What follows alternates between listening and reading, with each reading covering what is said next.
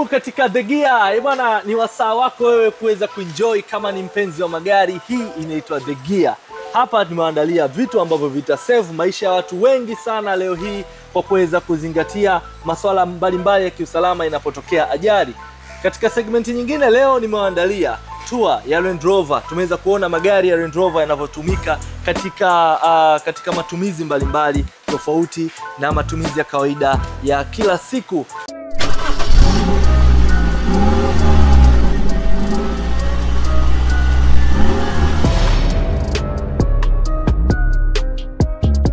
Unaweza kuokoa maisha yako kama utasikiliza kipindi hiki.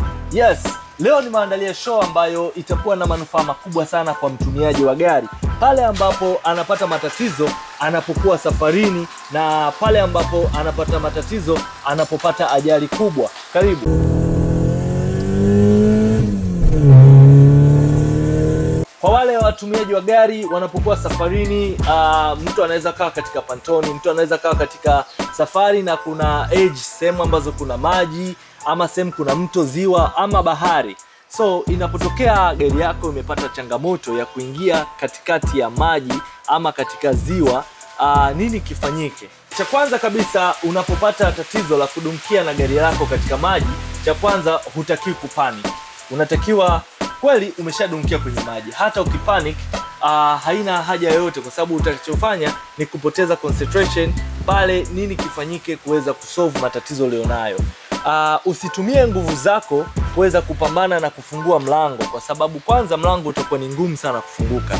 Cha pili, unapofungua mlango utaruhusu maji mengi kuingia katika gari. Cha tatu ni kwamba unapopata tatizo la gari lako kudumkia katika maji, usifungue kioo cha gari, kwa sababu utaruhusu maji mengi kuingia katika gari na kukusababisha wewe mtumiaji wa gari ushindwe kutoka ndani ya gari kirahisi. Usitegemee kwamba endapo utashusha kioo pale utapata nafasi ya kutokea. Hapana, usifanye hivyo. Cha nne, ukiwa katika situation kama hiyo, kwanza unatoa mkanda. Cha pili, unapokuwa katika situation kama hiyo, katika siti ya gari yako nyuma kuna kitu inaitwa headrest, unatakiwa ukitoe. Kile kitu nyuma yake kuna steel sharp, sehemu ambayo imechongoka. Ile ni sehemu special kwa ajili ya kukuokoa wewe endapo unapata ajali, lakini ile inasaidia sio tu katika maji, hata ajali ya kawaida. So ile headrest unaweza kaitoa, na ile kazi yake kwa kule nyuma ni kwa ajili ya kuvunjia kioo. Sasa ni kioo gani? Usijaribu kabisa kuvunja kioo cha mbele, kwa sababu watu wengi akili zao ni kwamba atokee mbele, apige teke kama anavyoona kwenye movie, atokee mbele. Lakini hilo ni tatizo kubwa sana ambalo linaweza kusababishia kifo au madhara kwa mtumiaji wa gari, yani driver pamoja na abiria wake. So asidili kabisa na kile kioo cha mbele, kwa sababu unajua gari imetengenezwa kwa madhumuni ya kuweza kufloat, yani kuelea. Yes, unaweza ukawa nahisi kwamba gari haiwezi kuelea, lakini wanahangaika zaidi gari iweze kuelea katika maji ili sizame direct kama vile unavorusha labda coins ama nini. Imetengenezwa kwa ajili ya kuelea. So kioo ambacho kinachotakiwa kuvunjwa ni kioo cha nyuma kabisa, kwa sababu hata inapotokea gari imezama katika maji, kinachotangulia kuzama ni upande wa mbele wa engine, ambapo ni kuzito zaidi na nyuma kutakuwa kuko wazi. So utakapotoka nyuma itakurahisisha wewe kuweza kupata hewa, kupata msaada, ama kama wewe ni muogeleaji kuweza kutoka na kuogelea kwenda nje. Yes, hiyo ni tip moja hapo ambayo nimeandalia leo katika The Gear. Mimi naitwa Jerry, lakini kabla sijamaliza nataka nikupe nyingine. Watu wamekuwa wanatembea sana na fire extinguishers, wamekuwa na triangles, na wanasahau, wanatembea na wheelspanner, lakini wanasahau kutembea na first aid kit. First aid kit ni muhimu sana unapokopo na tumia gari lako, hata kama sio safari za kwenda mikoani ama nje ya mji, hata katikati ya mji unatakiwa na first aid kit katika gari yako, na unatakiwa kuzingatia hilo. So usisahau kutembea na first aid kit katika gari yako. Na kingine ambacho ninacho leo hii ni kwamba inapotokea umepata accident hapa town tu, mmegongana wewe na mwenzako, hautakiwi kwanza kupanic, kwa sababu kila mtu anakuwa lazima akasirike umemgongea gari yake, umpotezea muda wake, umefanya kila kitu. Cha msingi hutakiwi kupanic, unatakiwa ujitahidi ku calm down, ku relax kwa sababu imeshatokea. So jitahidi kuweza ku relax na kuangalia namna gani ya kuweza kusolve tatizo. Kama kuna majeruhi, unaweza mkafanya maarifa kwanza, wakapelekwa katika sehemu za huduma kama hospitali, na sehemu nyingine kama kuna namna yote kutoa first aid unaweza ukatoa. Lakini kingine kabisa unaweza ukafanya wewe kama umepata ajali na haujaumia, nashauriwa uende kufanya vipimo, kwa sababu kuna maumivu mengine huwezi kuyapata katika muda huo wa ajali. Cha mwisho ni kwamba endapo umepata breakdown njiani, kuna wale wana tabia ya kuweka triangle, alafu kuna mtu anasimama nyuma kule, anakuwa anafanya magari yapite hivi, yapite hivi, yapite hivi.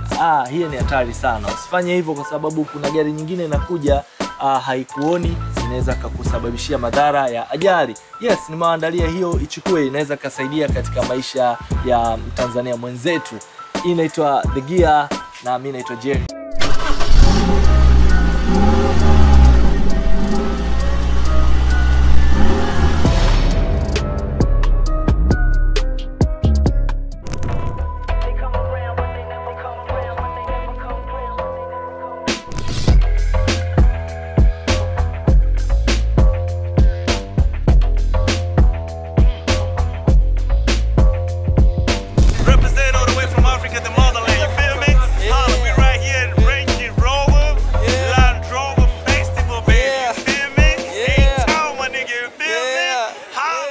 Kuja kuzungumza na watu ambao wanayatumia vizuri magari.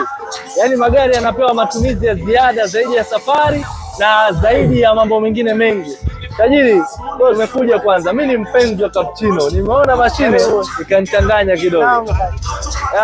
Gari yako hivi ni mazingira ambayo umeyatengeneza leo ya kwa ajili ya event ama ndio inakuwa hivi? Hapana, mimi ni mazingira yangu endelevu ya kila siku. So ni kwamba nimeweza kwenda kwenye events, lakini sio kwamba naenda sehemu napata. So wazo la kuikata gari na kuifanyia modification kama hivi itokana na nini? Itokana na kupenda kusambazia watu kahawa sehemu yote, muda wote, saa yote. So hii ni model gani gari? Hii ni Land Rover Series 2. Series 2 B109. Hebu tukaendelee kwa mbele. So inakuja na hii tent nayo inakuwa wakati unatembea inakuepo au unaitoa wakati? Inakuepo, kila kitu ni intact. Na kila unachokiona hapa kinakaa ndani ya Land Rover. Wow, Series 2 Land Rover. So unahitaji ni van, coffee van ama unahitaji? Hii ni coffee van. It's a coffee van. So ile mashine inapataje umeme? Sababu mtasikia tujiulize. Sana tumetumia inverter. Unatumia inverter? Yes. Ambao umeconnect sehemu connect sehemu na plug kila kitu na umeme. Baadaye ikitoka inakuwa ishaji-charge na ondoka. So unaweza kuitumia kwa matumizi yako ya kawaida, na pia unaweza kuifanya kama duka au kama coffee shop. Yes, kama coffee shop. Hii tayari coffee shop ambayo imeenda camping tuseme. Wewe tenti ukifika sehemu unashusha tenti yako, unaweka na viti nini? Yes. Yaani hapa kila kitu kinaingia kwenye carrier. Vingine vinaingia ndani, safari inaanza. Na ikitokea gari imeharibika inaenda garage, inabidi utoe kwanza vitu vyako? Hapana. Inatengenezwa nyumbani? Inatengenezwa nyumbani. Mimi namuita fundi au mimi mwenyewe nikiona kitu kisovu na kutengeneza mwenyewe. Sasa mbona wewe mdogo, gari ya zamani, umewezaje kupenda gari ya zamani? Ni interest zamani unapanga ni interest watu wazima. Ni interest tu ya mimi mwenyewe nimekuwa nayo, sio sawa na mtu mwingine. Na ina historia kwamba gari ilikuwa ya nani na nani au umenunua wewe? Hii gari alinunua mzee. Then tulivyo design hivi, mimi ndo na implement sasa design yetu, tunaendeleaje. Haina noma. Nimefurahi sana leo kukuja na kukutana na wewe katika event, na tunafurahi kuona gari kama hii inafanya kazi ya ziada. Na hapa kwa shoto amini kama mpya.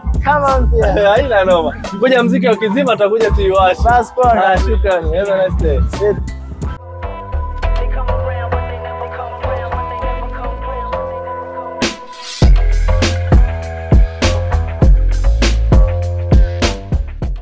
tumekutana na rafiki yetu mmoja, yeye bwana anafanya shughuli zake za kutengeneza artists hapa, lakini lengo la kumhoji katika The Gear ni kwamba tumeona ni mzigo mzito, nikasema ngoja tumuulize. Kwanza hii ni model gani ya Range Rover? Hii ni Land Rover, nilinunua ilikuwa ni Puma iliyochoka, lakini nikaileta katika system ya kuitengeneza, nikaivalisha engine ya 300, alafu nikaiweka katika masuala yangu ya kazi za ninazozifanya za sanaa. Kwa sasa hivi ina engine ya 300? Yeah, ina engine ya 300. Okay, sasa katika hizi kazi, huu mzigo unaonekana mzito, unatembeaga nao hivyo hivyo? Yeah, huu mzigo nimeweka kwanza kwa tukio lililotukia hapa Arusha, ambao ni fursa ya kujitangaza na ya kujulikana pia. Kwa mzigo wenyewe ndani tunatengeneza kwa chuma, alafu tunaweka hiyo bati. Kwa hiyo stili so nzito. Lakini ina uwezo wa kubeba mpaka uzito gani gari hii? Gari hii ina uwezo kweli wa kubeba ni kama tani 1 na kitu. Na unaendaga porini na hii na kila kitu? Ya, hii gari inafanikiwa kwenda nao Zambia, Malawi sana, kwa sababu kazi zangu nazifanyia Malawi. Kwa unatoka Arusha mpaka Zambia? Yeah. Zambia mpaka Malawi pia. Mpaka Malawi. Yeah. I see. Na haisumbui njiani? Haisumbui. So kama hizi new model dakika 2 ime break down? Hapana, unajua uzuri wa gari ni ulipende, na uzuri wa gari uwe ni mkono mmoja. Na so unaambiwa spare 40,000, 80 unafunga ya 40. Ni bora ufunge spare 80,000 lakini ukakaa zaidi ya ule wa 40. 40 anaweza akabadilisha mara 2 3, kumbe hujabadilisha. Kwa pia ni kuweka kitu kile kinachostahili kizuri. Kutoka ile model ya mwanzo mpaka kuifanya iwe hivi, imekukosti kama shilingi ngapi? Ya, hii gari badilisha, naona hadi matairi inaonekana badilisha. Ya, hii gari kwa makisio haraka labda imekula kama milioni 32. Kwa sababu show yenyewe nimenunua milioni 4 na laki 8. Wewe umenunua gari alafu kaenda kuinvest kama milioni 32 tena. I say, umeona, ukiona hizi gari barabarani inabidi uziheshimu, kwa sababu matengenezo peke yake yanagharimu zaidi ya milioni 32. Bwana, jina tukukuuliza. Mimi jina naitwa Eric Obed Palanjo. Ama jina la kampuni ni natumia Matengo. Nashukuru sana leo kufanya interview na wewe, na tumefurahi kuona gari ambayo inafanya kazi tofauti na usafiri peke yake, gari ambayo inaweza kukuzalishia na wewe shughuli zako humo za kazi. Sawa, nashukuru bro. Mimi niko Tengere.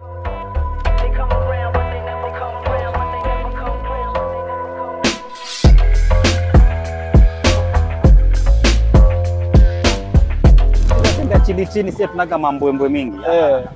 Huku tuko kwa wenyewe bana. Mkuja Kenya sasa ndio tutaonyesha vile mambo inafanya. Bwana, leo tumekutana na rafiki yetu ametoka zake Kenya. Yeye na timu yake yote wamekuja katika festival kukutana na familia. Hii ni familia nyingine ya majirani zetu wapenda magari. Karibu sana Tanzania. Asante ndugu. Yes. Kwanza kutoka Kenya mpaka hapa ni kama kilomita ngapi? Kutoka hapa hadi Kenya mimi naijua na masaa. Masaa mangapi? Masaa ni kutoka Namanga hadi hapa ni 1 hour 40 minutes, kutoka hapo 3 hours. So ni 4 hours 40 minutes. Umekuja na gari ngapi? Tumekuja na gari I think 6. Gari 6 na tuna represent S Prestige Motors. So gari zote zile ziko hapa, tumeziingiza pale kwa main exhibition. Tulizileta asubuhi mapema na madereva wetu wakazienda wakazipark pale, na tumeweza kuja na gari 6. Gari gani? Nikizitaja in order, tuko na Discovery 5, Range Rover Sport 2021, Defender 110 old school 3 na hii Evoque. Hizo ni ngapi? Zimezidi hizo. Hapana, hazijazidi. Zimezidi na moja. Zimezidi na moja. Basi toa 110 moja basi. Weka zifike 6 basi. Okay. Kitu gani kimekufanya uje kwenye festival ya hapa? Wacha nikwambie, tumekuwa na uhusiano mzuri sana na Watanzania. Na iwapo tukiwaalika Kenya, huwa wana turn out in large numbers. So mimi message yangu kwa Wakenya ni kwamba tupeane hiyo support. Hiyo support inaleta cooperation, inaleta unity kati ya nchi hizi za East Africa, na ni mzuri pia kutembelea Tanzania kuona Kenya wanafanya, kwa sababu wao walianza na mambo ya Land Rover customization zamani sana. Ulikuwa unapata sisi wa Kenya tulikuwa tunatoa Land Rover zetu huko Kenya, twazileta huku zafanywa customization, alafu twazirudisha Kenya. Alafu sasa ndio sasa mechanics huko wakapata ujanja, wakaanza kufanya pia hiyo. So ni muhimu kwa sisi kuja hapa, kitu ya kwanza kujua the latest technology. Kama sasa hapa kuna exhibitor moja anafanya engine swap, anaweka electric battery. Wewe umeona naye? Alikuwa hapa, hata huyo ndo alifanya, one of the people nilikuwa nakuja kutafuta. Anatoa nini? Anatoa engine, anaturn Land Rover 110 yako inakuwa electric. Maana yake anabadilisha nini? Electric yani inakuwa kama Tesla, yani haitumii mafuta, inatumia battery. Na hiyo iko hapa Tanzania. Mimi ni Mkenya lakini pali mnaweza. Lazima inabidi tukubali na tukuje tusome. Sisi hapa tuko darasani baba. Itabidi tumtafute leo. Sisi tuko darasani baba. Sasa tumemwona gari yake pale, ukiakisha yatumia stima peke yake. Tutaenda kumwona. Sasa exhibition kama hizi za magari, kwa mimi nafahamu kwamba sisi hatuwafikii nyie Kenya, kwamba nyinyi mnakuwa na hizi events mara nyingi sana na aina nyingi sana za events. Sasa wewe ukubwa umeonaje? Magari ni mengi kuliko Nairobi mnaofanyaga, Kenya mnaofanyaga exhibition, ama magari nyinyi mnakuwa na mengi zaidi? Acha nikwambie sasa, kwa nikiangalia huu wa leo wa Tanzania, ninapenda sana kushukuru wa Tanzania kwa kujitokeza. Kitu cha kwanza muonyesha uzalendo, muonyesha kana kwamba there are so many Land Rover fans out there. Unajua lazima tuangalie hii ni gari specific. Mumeita na watu wa Land Rover peke yake. Nyinyi mnakuwa mna mix Alafu sasa sisi waga tuna mix. Sasa imagine Land Rover show kama hii imekuwa kubwa sana.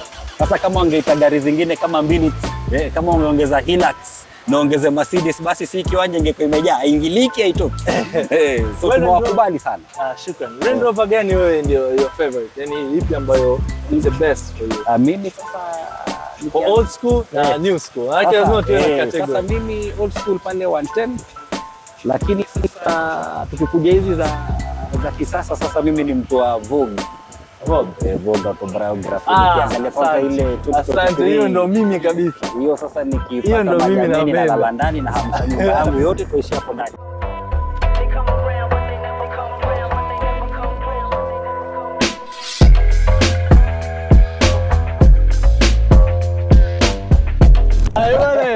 Nimepita nimeona moja kati ya Land Rover kali, lakini kuna kitu kikanikasirisha, alafu kuna kitu kikanifanya niwe interested kufanya mahojiano. Cha kwanza kilichonikasirisha ni tairi. Tairi nimeziona haziendani na gari. Yes, sione kila gari nasifia tu, lakini kuna kizuri ambacho nimekiona ni kuhusiana na solar panel. Sasa yote mawili nataka kuyasikia kutoka kwa ndugu yangu hapa. Karibu, jina lako nani? Na asante sana. Mimi naitwa Vincent Mapunda, ni mkazi wa Arusha, na ni kwa haraka labda niseme mimi ni mkurugenzi wa Photon CNH, kampuni ya sola inayokuwa na makao yake hapa Arusha. Na pia ni mkurugenzi katika kampuni ya safari inayoitwa African Beatles. Hii ni kampuni ya safari inayofanya shughuli za operator kwa hapa Arusha. Kama unavyojua Arusha ni mji ambao unajihusisha na utalii, kwa hiyo namna tunavyojitambulisha sisi watu wa Arusha, tunajitambulisha katika sura hiyo ya kitalii. Kwa kujibu swali lako kwamba tairi, kwa kujibu swali lako la tairi ni kwamba kwa kawaida ukitaka kuangalia gari hizi za utalii au gari ambazo za masafa marefu au gari zinazoingia kwenye rough road mara nyingi au safari ndefu, huwa ziwe na tairi pana. Na ukiangalia tu magari ya tours, magari ya safari, utakuta tairi yake sio pana sana. Na hii ina sababu mbili au tatu. Ingekuwa kwa mfano natumia mjini, matumizi ya mjini ambapo haui kwenye mwendo wa mrefu au haui kwenye spidi sana, tairi pana ile kwa kawaida huwa inafanya fuel consumption kwa kubwa, kwa sababu ina resist upepo. Yani inaongeza ile resistance.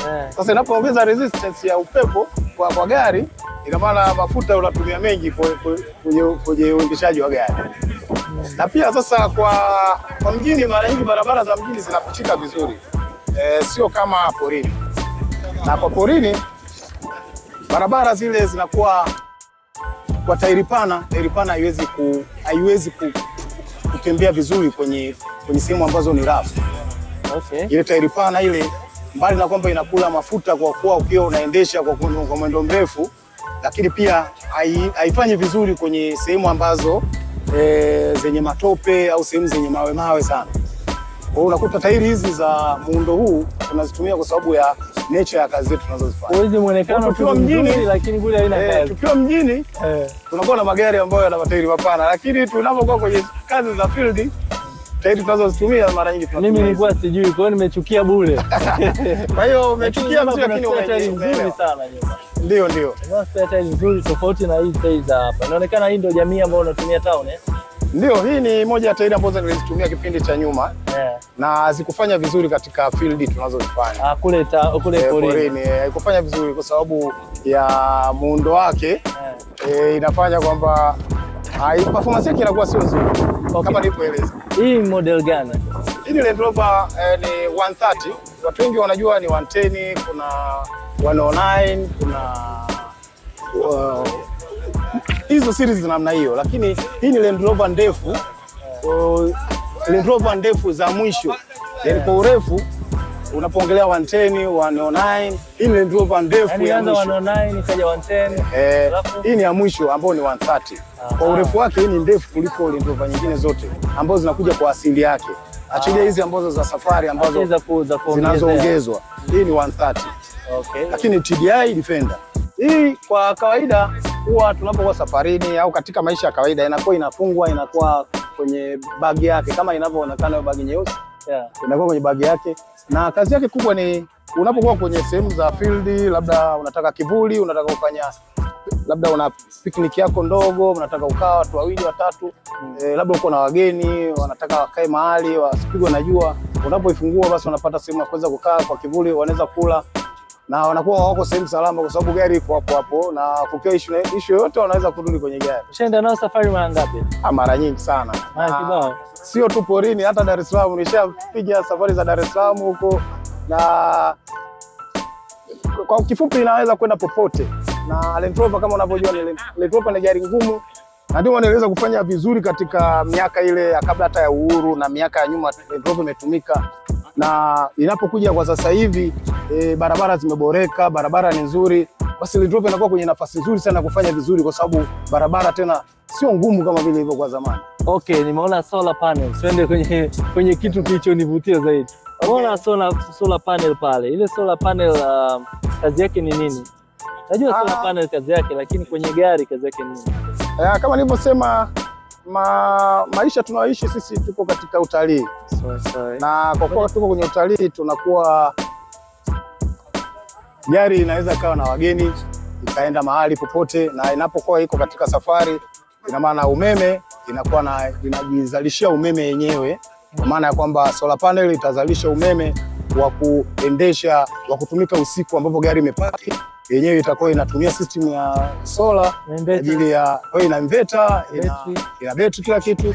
Kwa hiyo vitu vinatumika katika kuwasha umeme au matumizi ya umeme ule usiku. Kwa hiyo unakuwa uhitaji kutumia betri ya gari. Betri ya gari inakuwa iko pale kwa ajili ya kustart na kufanyia mambo mengine, lakini hiyo system itatumika kwa ajili ya lights na charging, vitu kama hivyo. Kwa ajili ya kama mtu anataka kuchaji simu yake, simu na friji, unataka una makamera, na unataka kufanya wiring kwa ajili ya kupeleka kwenye matent, inakuwa inaweza kufanya vizuri. Hii style kama Tesla hivi, umeona au Tesla ndio amekuiga wewe? Nani kamuiga mwenzake? Inaonekana hii ya zamani kabla Tesla. Kwa hii style ya bodi ya gari au hii bodi ya gari kama ile Tesla pickup. Unajua kwa kifupi, unajua sisi kwa Arusha tuna ubunifu sana.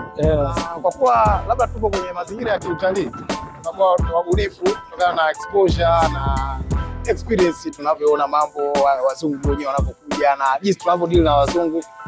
Kwa bodi hii hapa, hii gari ina mwingiliano ya asili mbili.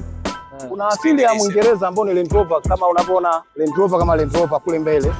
Lakini muundo huu wa nyuma, huu ni muundo wa Humvee. Humvee ni gari zile za Marekani ambazo nyuma kama ukiangalia Humvee ina finishing ya namna hii. Kwa hiyo ni mchanganyiko wa culture mbili au mataifa mawili. Kwa hiyo imekuja kufanya kitu kimoja ambacho kwa muonekano wake kinaonekana kama vile wengine wanasema labda ni gari kama ya Kiisraeli au gari ya kivita au gari ya kitalii. Kwa hiyo nabeba idadi ya watu ile ya kawaida. Watu wangapi? Kwa kawaida hii hapa, unajua wageni wanakuwa wanakaa siti zile ambazo sio mbele kwa dereva. Kwa kawaida hii inaweza ikabeba kwa namna ilivyo, inaweza ikabeba wageni watatu. Wageni watatu, mmoja anaweza kukaa mbele, wawili wakikaa nyuma, lakini mara nyingi tunatumia couples. Hili ina open roof. Ina open roof pale juu. Kwa couples wanapokuwa labda wako honeymooners na wageni ambao ni honeymooners wanataka kwenda porini, basi unapowachukua wao wanakuwa ni wawili, wao wanakuwa na dereva na wao kwa wawili, wakifika mahali ndio unaweza kuweka hata na hiyo tenti hapo, wakakaa wako kama wawili, wanaweza wakakaa na wakati mwingine wanafanya self drive, wakachukua gari wakaenda nye field, wakaenda porini, wakaenda wapi na wana enjoy. Ndivyo maisha tunavyoishi Arusha. Tunashukuru sana kwa karibu sana kuja kutupa elimu, sisi tulikuwa tujui yote haya. Karibu sana. Na pia hii mifumo hii ya sola au pengine teknolojia ya sola, kwa nini tunaweka kwenye gari hii au kwa nini tunaiweka, ni kutokana na kwamba mimi binafsi kama nilivyokuambia nina kampuni ya Photons Energy ambayo ni kampuni inahusika na mambo ya solar power systems. Kwa hiyo inakuwa ni rahisi kuweka ile mifumo kwenye gari kama vile tunavyofanya kwenye mazingira mengine tunapofunga solar sehemu nyingine. Kwa hiyo kwa kuweka kwenye gari inakuwa ni rahisi tu, tunafanya connection ambazo ni rahisi na gari inaweza kutumika sehemu popote. Kwa wale ambao wanakuwa na matangazo, labda wanaenda field, wanahitaji umeme, labda wanahitaji let's say kama watu wa media, watu wa media yenyewe. Unaweza kuwa mnataka kwenda, mnatoka Dar mnaenda Mbeya au mnaenda sehemu ambapo hapana umeme.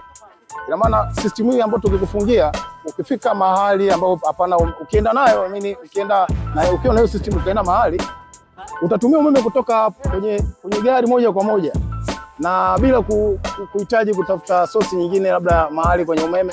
Utatumia gari moja kwa moja, wakati unaenda kuna chaji au ukiondoka umekuwa tayari kila kitu kiko powered tayari, na ukifika kule unaendelea na matumizi yako bila kuhitaji. Na volt ngapi tunazalisha?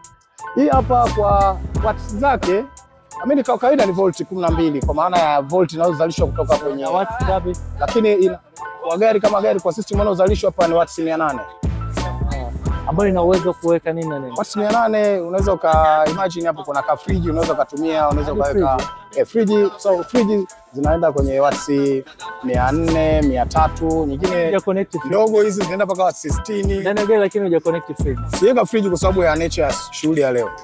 Lakini ninapokuwa field ambako panahitaji umeme mkubwa, basi nabeba tu naenda, kwa sababu system inafanya kazi, system iko kwenye gari. Okay. Karibu sana. Shukrani sana. Asante.